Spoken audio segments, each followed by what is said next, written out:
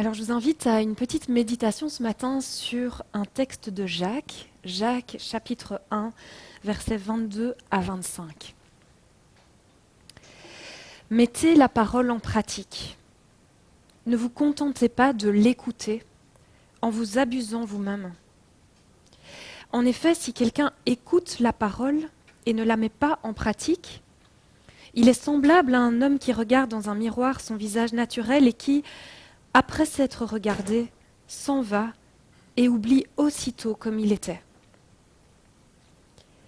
Mais celui qui a plongé les regards dans la loi parfaite, la loi de liberté, et qui y demeure, non pas en écoutant pour oublier, mais en mettant en pratique, en faisant œuvre, celui-là sera heureux dans sa pratique même. Il y a quelques semaines, je discutais avec ma plus jeune fille, Louane, du fait qu'en Belgique, l'école est obligatoire pour les enfants. C'était un de ces matins où Louane aurait préféré rester tranquillement à la maison pour jouer. Et quand je lui dis cela, que l'école est obligatoire, qu'il faut y aller, elle me dit « Maman, ce n'est pas possible que l'école soit obligatoire. » Et je lui dis « Pourquoi ?» Parce que cela voudrait dire qu'on n'est pas libre. Et on est quand même dans un pays où on est libre, maman. N'est-ce pas? Alors, je n'ai pas eu le temps de finir cette conversation, il fallait absolument partir à l'école. Mais effectivement, si on a des obligations, est-ce qu'on peut encore parler de liberté? Pour Louane, être vraiment libre signifie faire ce que l'on veut. Qu'est-ce que cela veut dire être vraiment libre? Chacun a sa petite idée et beaucoup proposent des réponses. Je ne suis pas sûre que les gens sont au courant que la question de la liberté est un thème central du Nouveau Testament. Paul dit « Tout est permis en Christ ». À un autre endroit dans Galates, il dit « C'est pour la liberté que Christ vous a libérés ». Certains vont manger pour honorer Dieu, d'autres vont jeûner pour honorer Dieu. Certains vont mettre un jour à part, pour d'autres chaque jour est à part. Certains vont commencer leur journée en prière, d'autres vont la terminer. La vie chrétienne a autant de déclinaisons possibles que de personnes. Et les assemblées expriment leur louange et leur foi de manière différente. Et l'apôtre Paul valorise cette diversité. C'est normal, parce que la foi est relation entre moi et le Seigneur et non religion. Elle est espérance vivante et non rite figé.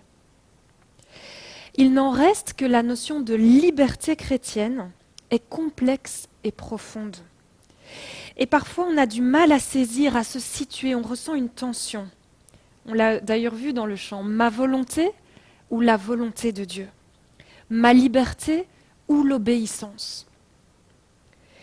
Peut-être que ce texte de Jacques peut venir encore accentuer cette tension, cette confusion. Parce que les quelques versets que nous avons lus ont deux thèmes, la mise en pratique et la liberté. Et ces deux thèmes qui semblent contradictoires. Est-ce que je dois mettre en pratique ou bien est-ce que je suis libre? Quand je suis chrétien, est-ce que je dois faire des choses, obéir à des règles, à des préceptes, ou bien est-ce que je peux être vraiment libre et choisir?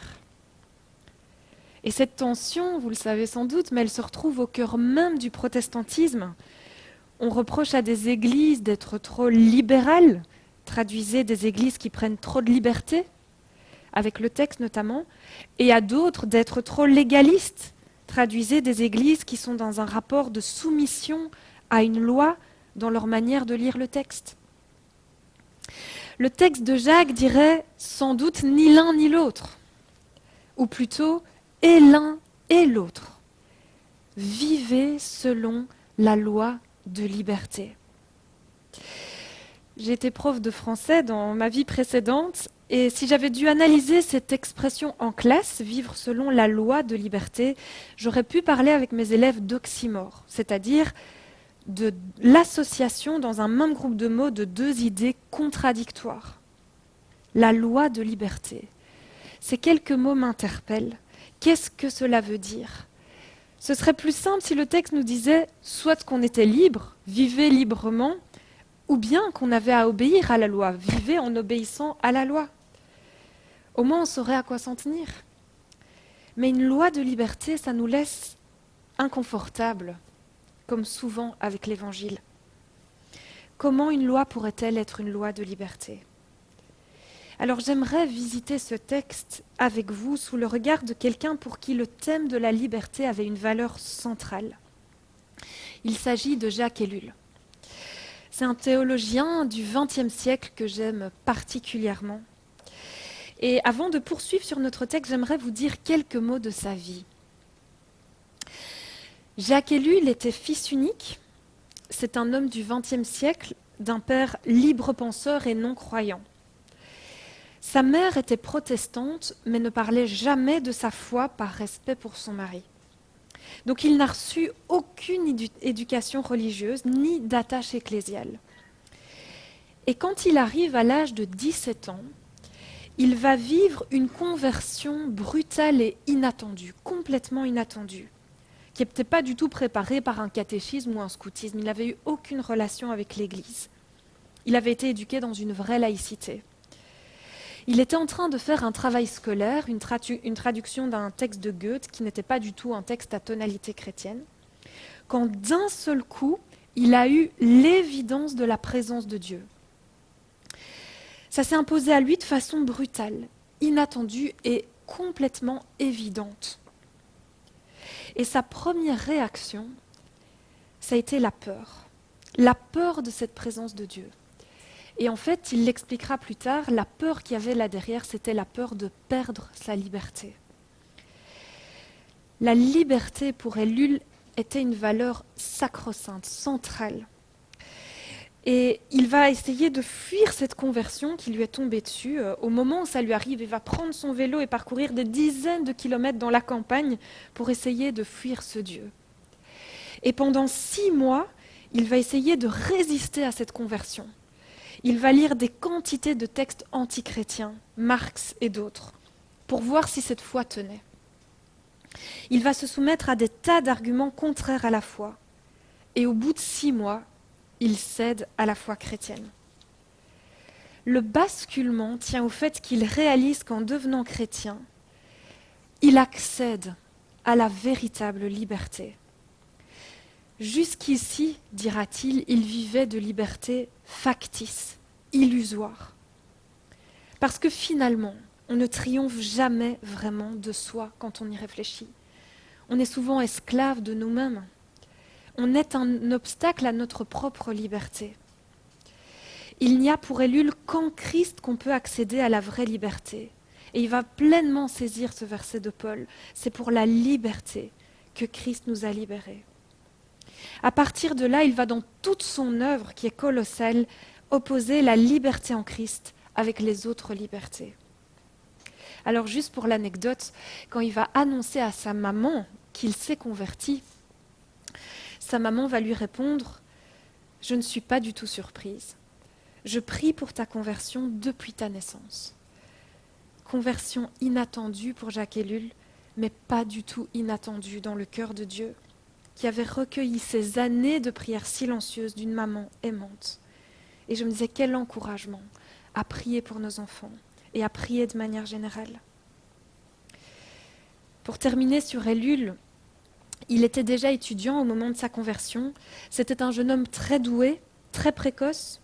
Il va être docteur en droit à l'âge de 24 ans. Il a vraiment de grandes facilités intellectuelles. Et lorsqu'il devient chrétien, il va essayer d'appliquer les commandements.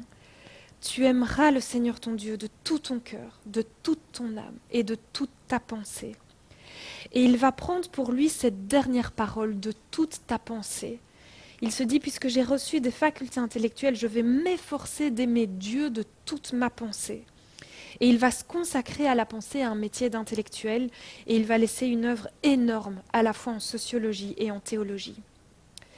Alors revenons à notre texte, éclairé notamment par certaines de ses réflexions. Qu'est-ce que cette loi de liberté selon laquelle je suis appelée à vivre ? Premier point, c'est d'abord la loi parfaite qui reflète la liberté même de Dieu. Je ne sais pas si vous avez déjà réfléchi à ça, mais Dieu n'obéit lui-même à rien. Le salut que Dieu nous donne n'est pas lié au bien ou au mal que nous faisons. Il nous sauve par grâce, par cette intention d'amour libre. Il aime et dans sa libre volonté, il crée. Jacques 1, verset 18 dit « Il nous a engendrés selon sa libre volonté ». La liberté est donc liée dans le cœur de Dieu à la gratuité. Sa parole réalise, crée par pure grâce, gratuitement, gouvernée par l'amour. Quand on contemple ça, quand on contemple cette loi, on contemple cet amour pur, cette grâce, cette liberté radicale de gratuité d'action qui crée et qui aime. Ça nous renvoie immédiatement à nous. On voit nos propres intentions, comme tu le disais, 20 fois par jour. On voit nos propres actes, tellement souvent teintés de calculs, de stratégie, d'intérêt, d'égoïsme, comme dans un miroir, dit le texte de Jacques. Celui qui voit cela et puis s'en va et oublie, se fait des illusions sur lui-même, dit le texte. Dieu nous appelle à la liberté et tout dans notre nature nous pousse à être asservis. Nous avons une tendance naturelle au repli, au calcul, au protectionnisme. Et nous avons énormément de mal avec la gratuité. Je ne sais pas vous, mais moi, quand quelqu'un me propose quelque chose de gratuit en rue, je me dis que c'est louche. Qu'on me cache quelque chose, qui a une intention cachée. Même chose dans nos actions. Ce que je fais doit souvent me rapporter quelque chose. Un plaisir, un avantage, une avancée, un confort, un sentiment de satisfaction, peu importe. Le Seigneur essaye, en nous révélant son évangile, sa loi de liberté, de nous délivrer de cet esprit de calcul, de toutes ces choses qui nous tiennent en permanence dans nos intentions pour nous rendre libres, pour nous faire vivre l'expérience extraordinaire de l'amour gratuit. Je pense au jeune homme riche, vous connaissez ce texte, il vient vers Jésus, qu'est-ce que j'ai fait ceci dans ma jeunesse, qu'est-ce que je dois faire encore, etc. Et Jésus ne lui dit pas d'emblée, toi vends tous tes biens et suis-moi. Non. D'abord, il lui a répété avec douceur les paroles que cet homme a suivies avec fidélité, tu aimeras le Seigneur ton Dieu, etc. Et c'est parce que l'homme insiste auprès de Jésus que Jésus lui dit, et moi quand je lis ce texte, je suis sûre qu'il y a beaucoup de tendresse dans ces paroles, il dit à cet homme, vends tes biens, c'est ce qui te tient, c'est ce qui guide tes gestes, c'est ce qui t'emprisonne, donne et sois libre.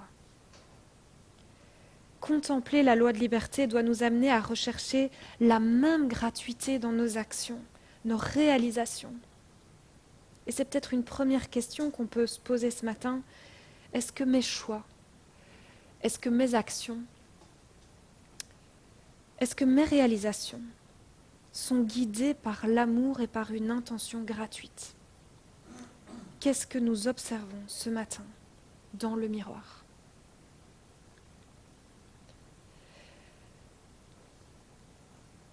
Alors deuxièmement, la loi de liberté, c'est la loi dont le but est la liberté. Quand nous nous sondons au regard de la parole qui fait vérité sur nous, nous devons avoir pleinement confiance que l'intention de Dieu est de nous rendre libres. Combien de fois nous nous crispons en pensant à la volonté de Dieu, en pensant à lui comme un juge qui a donné des commandements à suivre sous peine de punition. Pourtant, quand on lit les textes bibliques depuis la Genèse, Dieu pose des actes successifs de libération. Et la loi qu'il nous donne, ce ne sont pas que des commandements, ce sont des paroles vivantes destinées à transformer les individus. On aurait tort d'enseigner sur le sujet du péché, c'est sur cette vérité que j'observe dans le miroir, que le but de Dieu est de nous rendre soumis ou obéissants, ou rangés, comme on l'a fait trop souvent.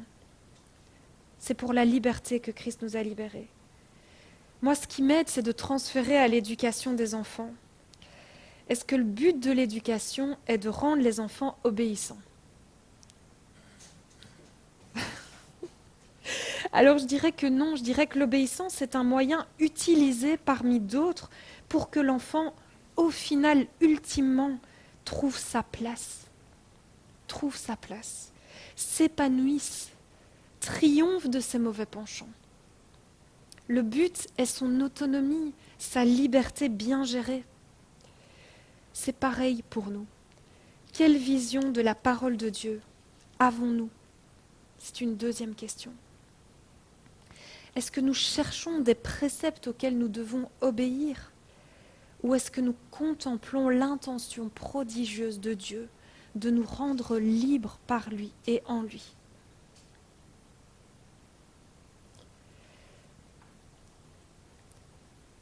Troisièmement, c'est une loi qui produit l'action.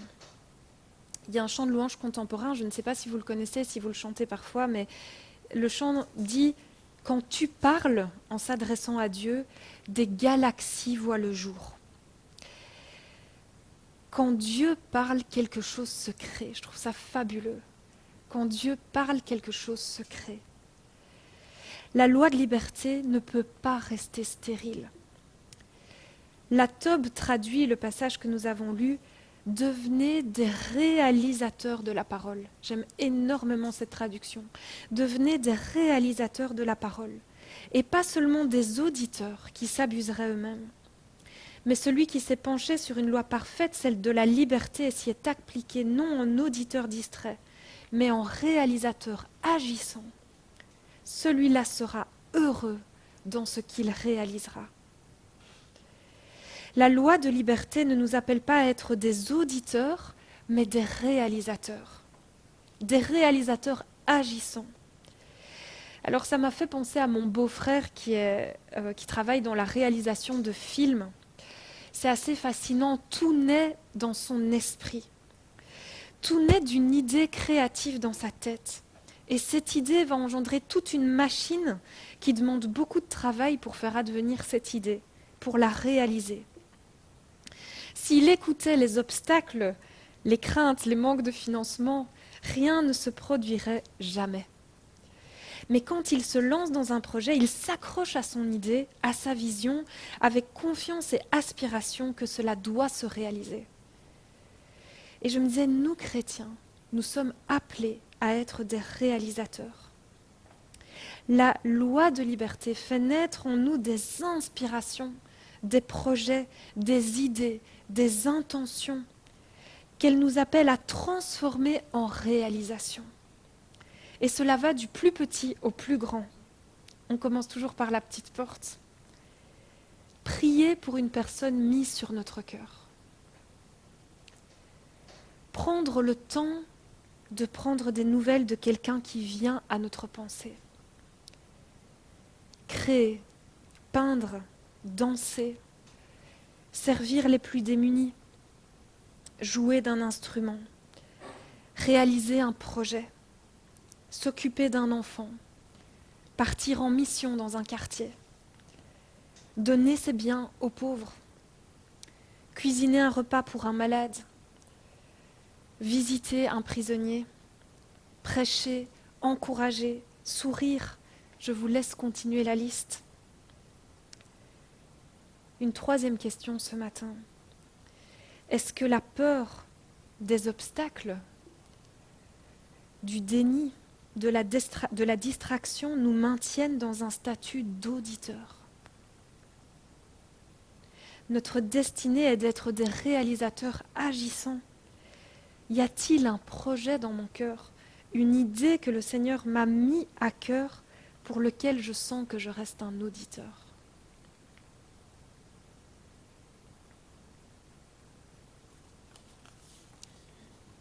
Quatrième et dernier point, la loi de liberté vers un bonheur profond. Ça m'a marqué en travaillant ce texte. Il est dit, celui qui deviendra ce réalisateur sera heureux. Le texte aurait pu dire, celui qui deviendra ce réalisateur, fera bien, fera la volonté de Dieu, sera obéissant. Mais non, Jacques dit, le réalisateur de la parole sera heureux. Est-ce que ma lecture de la parole et ce qui en découle me rend heureux? Est-ce que quand j'ai l'impression d'obéir justement à la parole, de répondre à une inspiration, je suis remplie de crainte ou de tristesse ou d'impression de renoncement, de non-adéquation avec moi-même? Je constate que beaucoup ont abandonné la foi autour de moi, tellement les préceptes à appliquer, la conformité à adopter, créent un schisme intérieur.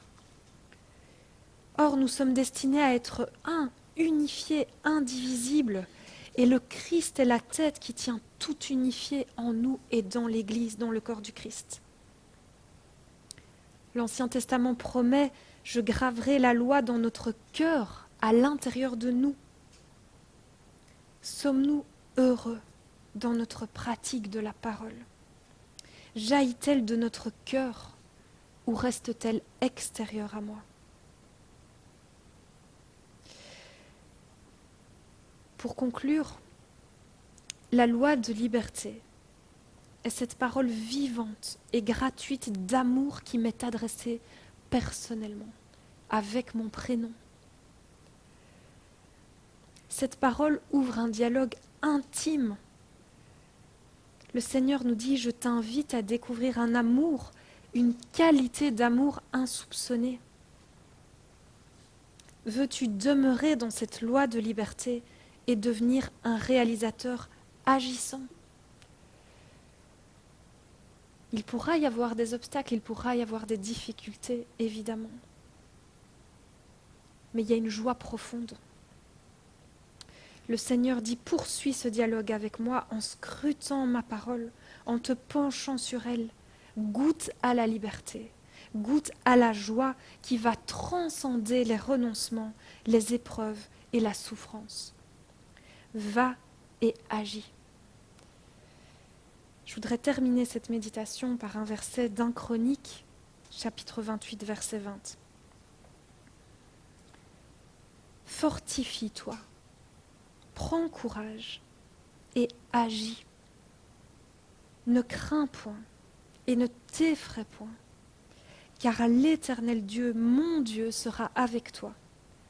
Il ne te délaissera point, il ne t'abandonnera point, jusqu'à ce que tout l'ouvrage pour le service de la maison de l'Éternel soit achevé. Amen.